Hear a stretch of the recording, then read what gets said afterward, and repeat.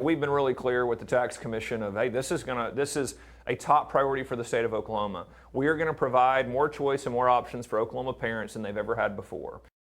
Students are heading back to the classroom, and tonight we are digging into how districts are preparing and what you need to know about the school choice tax credits. Because of the tax credits, parents will have a financial option to move students elsewhere, but the credit's not available until January. Fox 25's Capitol reporter Peyton May tells us what to expect. In a controversial vote this last session, the Oklahoma legislature passed a bill permitting public funds to go towards private and homeschool education. So for the spring school semester, families could claim approved education expenses on their tax returns. It's exciting for the state. Parents will have more options and they'll have more power in their kids' education than ever before in Oklahoma. The school choice tax program is managed by the Oklahoma Tax Commission. My administration has been in conversations with the tax commission to give them any kind of guidance, any kind of assistance they need. According to the law, eligible students include those who are enrolled in and attend a private school accredited by the State Board of Education or another accrediting association, or a student educated by other means, i.e. homeschool. Private school students can receive between $5,000 to $7,500 based off a family's household income. Families that homeschool their kids can apply for $1,000 per student. There's a whole list of expenses that qualify, including tuition, tutoring, textbooks, and curriculum.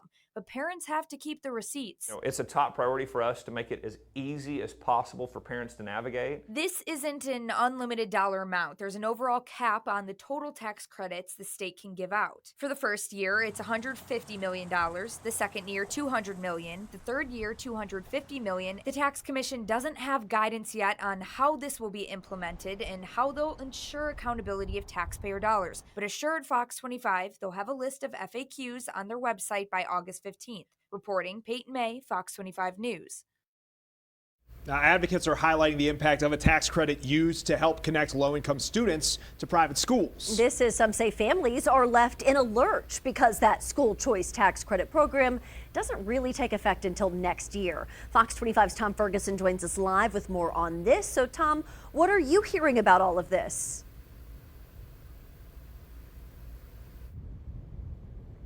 Adam and Wendy, one organization that operates statewide, tells me they're bridging the gap for families. One metro school also saying this program makes all the difference for some students.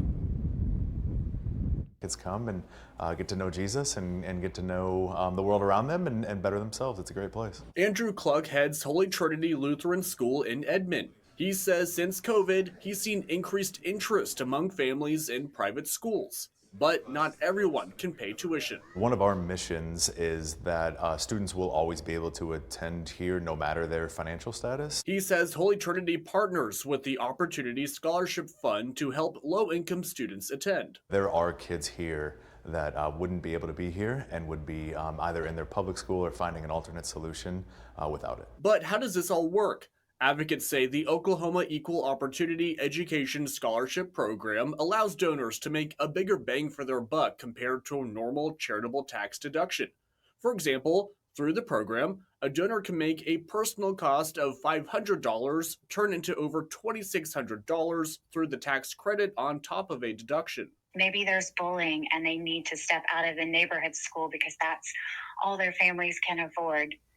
This program kind of comes alongside with them and offers scholarships so that the private school is attainable. The fund tells us it connects students to schools that meet their specialized needs, ranging from those serving kids with drug addictions to dealing with homelessness.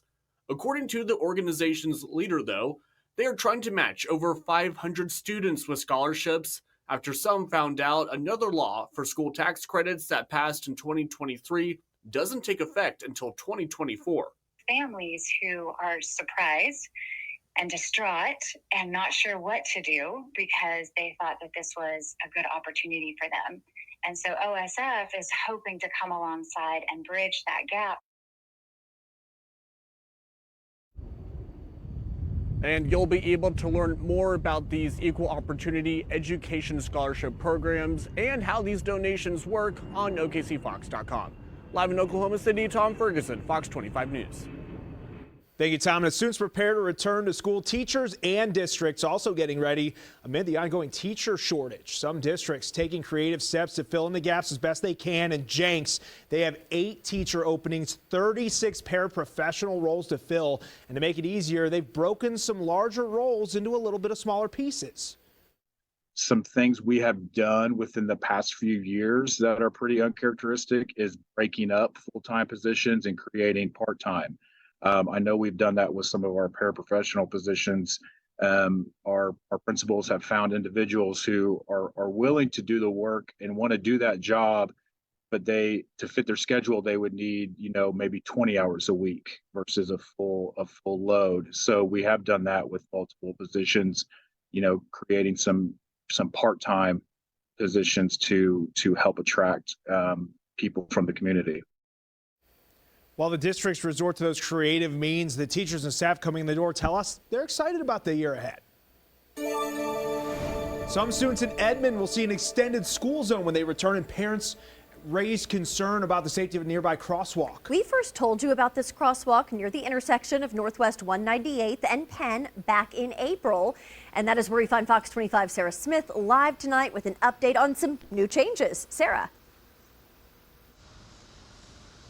Wendy, so I walked this crosswalk this afternoon. We had to hustle because cars are flying down here, but neighbors here say that they hope the drivers pay attention to these new signs. This crosswalk at Northwest 189th and Penn in Edmond is a concern for parents, neighbors, and students. The city installed it about 2 years ago. Kara Bowerman says it isn't doing enough to keep students safe. Speed limit is 40 miles per hour, but cars are going 60 on it. Kara says until yesterday, the crosswalk wasn't included in the school zone for Frontier and Heartland. She says she used to help students cross the road during her free time. I would just have to stand there and use my own discretion to cross the street, which we can't assume children are going to use their own discretion to cross the street when it's safe. Neighbor Evan Allen says the school zone started where the school is. Now it's pushed back about 100 yards. That zone could be extended further on to give people more time to respond. Kara hopes this protects students trying to cross the street to get to class, but like Evan, thinks the city could do more. There's a flashing light and sign, but she says drivers need to pay more attention to pedestrians and be aware the speed limit is 25 miles per hour during school drop-off and pickup. There's nothing that says yield, there's nothing that says stop. Neighbors say there was a bus route here, but that was discontinued whenever they put in this crosswalk. Live in Edmond, Sarah Smith, Fox 25 News. Sarah, thank you. Thousands of kids in the Midwest Del City area are back home after their first day back to school. And district's leaders say the first assignment to tend to is safety. In 2020, several safety measures were made to improve the school zone, including better crosswalk markers and lighting. But safety improvements have also been made within the walls of the schools. What that means is that we have done everything we can. We have safety measures here at Midwest City Elementary. Our doors have our keypads that parents have to buzz in. Parents say the changes have given them some reassurance that their children are in safe hands. Oklahoma State University is asking for volunteers to help students move in. They have a Cowboy Carries program to help first-year students and parents with that move-in process. They've got morning, midday, afternoon, 2-hour shifts for you. A meal voucher is provided for those who volunteer. And as those college students head back to campus, we got your back with a checklist from AAA. According to AAA, dorm rooms can be a hotspot for thieves, and 2 roommates could have thousands of dollars worth of electronics stolen. So it's important to talk to your insurance provider to be sure your student is properly protected if a theft occurs. AAA also recommends creating a dorm inventory with a detailed list of all those items in your child's dorm room so you can tell if anything's missing. And finally, urge those kids, lock their dorm room doors and never leave their belongings unattended on campus. Libraries and dining halls can be hotspots for property theft while on campus. That's your big story breakdown. You can find more about the school choice tax credit and how to help students prepare to return to school.